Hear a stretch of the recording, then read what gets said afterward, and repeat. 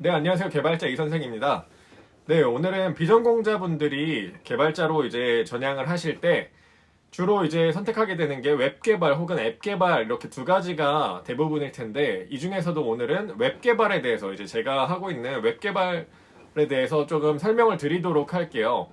이제 웹 개발이라고 하면 아마 프론트엔드, 백엔드 이런 말들을 많이 들어보셨을 거예요. 그런데 아직 개발이 생소하신 분이라면 프론트엔드, 백엔드 이게 뭐지? 라고 하면서 좀 처음부터 이제 어려움을 느끼실 수가 있을 텐데요. 오늘은 이 프론트엔드 개발과 백엔드 개발자에 대해서 좀 설명을 드릴 텐데 이 프론트엔드, 백엔드 쉽게 말하면 우리말로는 프론트엔드는 앞단, 백엔드는 뒷단이거든요. 그래서 어떠한 서비스에 눈에 보이는 앞단을 개발하는 게 프론트엔드, 눈에 보이지 않는 뒷단을 개발하는 게 백엔드 개발자라고 생각하시면 됩니다. 근데 이렇게 말씀드려도 쉽게 와닿지 않을 거예요. 그래서 좀 실생활의 예를 들어서 한번 비유를 들어서 설명을 해드리자면 우리가 식당에 갔다고 생각해 봅시다.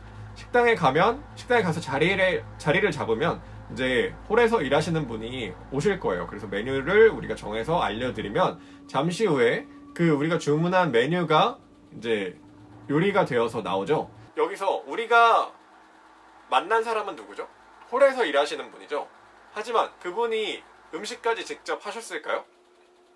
뭐 작은 가게라서 직접 합니다 이런 얘기는 보통은 이제 요리하시는 분은 주방에서 따로 계시죠. 자, 그래서 이 프론트엔드 개발자와 백엔드 개발자 좀 감이 오시나요? 프론트엔드 개발자는 홀에서 일하시는 분이에요. 그래서 사용자와 직접 이렇게 컨택하는 건 이 프론트엔드 개발자밖에 없습니다. 그리고 하지만 반면에 이 요리를 하는 보이지 않는 주방에서 요리를 하는 백엔드 개발자들이 개발한 코드들이 분명히 있다는 거죠. 자, 여기까지 이제 설명을 드렸는데 이거를 좀 더 실제 우리가 사용하는 사이트에 비유해서 말씀을 드릴게요. 뭐 구글이나 네이버 같은 사이트에 우리가 회원가입을 한다고 생각해 봅시다.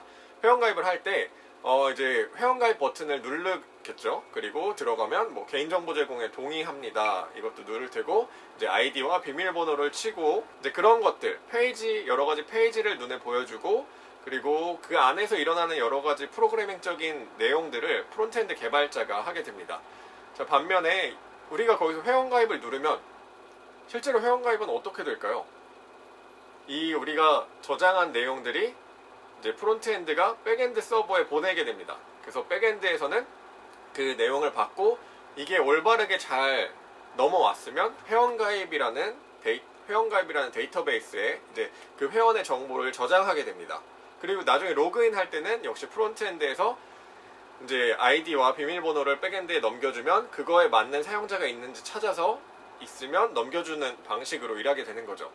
그래서 실제 요리 식당에서 이제 있었던 것과 비슷하죠. 그래서 결국 이 클라이언트, 그러니까 고객이랑 실제 사용자와 직접적으로 이렇게 부딪히는 건 프론트엔드 개발자예요. 그리고 백엔드 개발자는 뒤에서 다른 일들, 프론트엔드를 통해서 넘어온 데이터를 가지고 이제 일을 하게 되는 거죠. 네, 여기까지가 프론트엔드와 백엔드 개발자에 대한 좀 설명이었는데 어떻게 좀 귀에 들어오셨나요?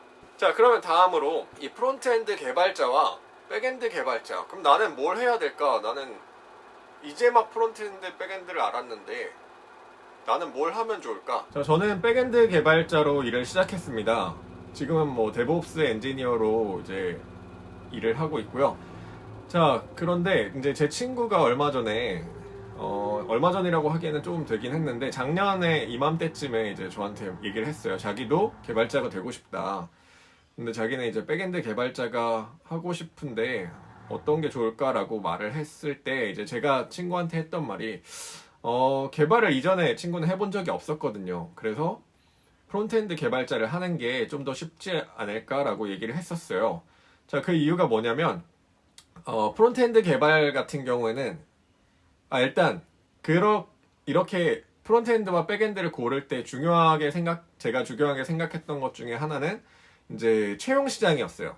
저는 이제 개발자가 되고 싶어서 공부를 시작한 게 아니었고 그냥 제가 만들고 싶은 걸 만들다 보니까 재미있어서 개발자가 된 거잖아요. 그런데 만약에 취업을 생각하고서 개발자가 이제 개발을 시작한다라고 하면 취업이 잘 되는 분야에 공부를 하는 게 좋잖아요. 지금 뭐 이렇게 취업 시장이 주로 백엔드는 자바 그리고 프론트엔드는 리액트로 되어 있는데 여기서 나는 갑자기 러스트를 공부해서 개발자가 될 거야. 물론 러스트를 굉장히 잘 하게 되면 이제 고급 인력이 될 수는 있어요. 하지만 채용 시장이 활발하지 않기 때문에 채용이 좀 더 어려울 수 있다라는 거죠. 그래서 제가 친구한테 프론트엔드를 추천했던 이유는 백엔드 같은 경우에는 지금 시장이 너무 이 사용하는 언어나 프레임워크가 굉장히 다양해요. 뭐 자바, 코틀린, 그리고 노드.js, 장고, 뭐 제가 다른 영상에서도 얘기한 적이 있지만 반면에 프론트엔드 같은 경우에는 통일되어 있습니다. 거의 이제 리액트라는 프레임워크 라이브러리죠. 리액트라는 라이브러리로 거의 통일이 되어 있기 때문에 이 리액트만 하면 거의 모든 프론트엔드 관련된 채용에 지원을 할 수가 있어요. 그렇기 때문에 리액트를 이제 프론트엔드 개발을 추천을 했던 점도 있고, 그래서 친구는 프론트엔드 개발 이제 부트캠프를 수료하고 현재 개발자로 일을 하고 있습니다. 네, 그래서 여러분들께도 이제 가급적이면 프론트엔드 개발, 리액트로 하는 프론트엔드 개발을 추천드리고 싶고, 이제 백엔드 개발을 하신다면 아직까지도 우리나라는 자바가 굉장히 많지만 최근에 보니까 이 장고를 쓰는 회사들이 굉장히 많아졌더라고요. 그래서 꽤나 큰 회사들, 뭐 원티드도 장고를 쓰고 있고요. 그리고 또 어디가 쓰더라?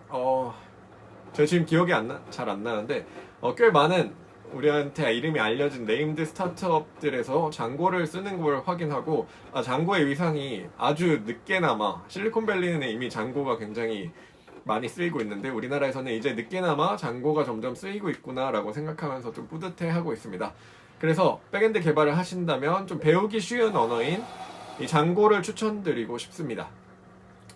네, 여기까지가 오늘 이제 프론트엔드, 백엔드에 관한 짧은 영상이었고요.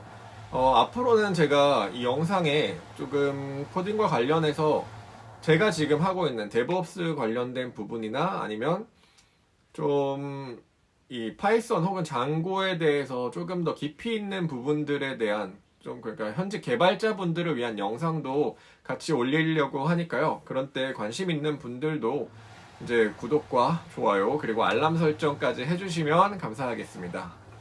네, 이상으로 개발자 이선생이었습니다.